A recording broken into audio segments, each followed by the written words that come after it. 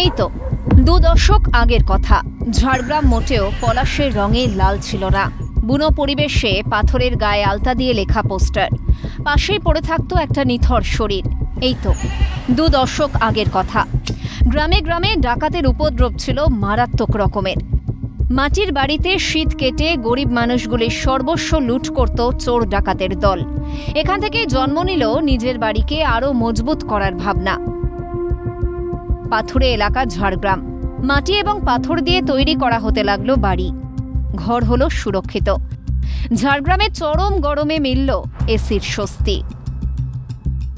আমাদের এই ধার পাশে মানে প্রচুর চুরি করতো, তো সেই চুরির ইয়েতে শীত কাটতে পারবে না বলে পাথর দিয়ে আমরা তৈরি করেছি, মাটি দিয়ে। কিছু অন্য গ্রামে 10-12টা, সব মানে আমাদের ডোরা এলাকায় অনেক কটাই আছে আর কি, বুঝতে পারছি। আমাদের নাইক পাড়ায় মানে 20-25টা হবে আর কি। এই বাড়িটা হচ্ছে পাথর দিয়ে বানানো হয়েছে। পাথরটা ইটের থাকতো খুব মজবুত, এই জন্য বানানো হয়েছে। মাটির বাড়ি তৈরি করলে চুরি হয়ে যায়, মাটি কেটে চোর ঢুকে যায়, এই জন্য পাথর দিয়ে গাঁথা হয়েছে। বাড়ির ভিতরটা খুবই ঠান্ডা,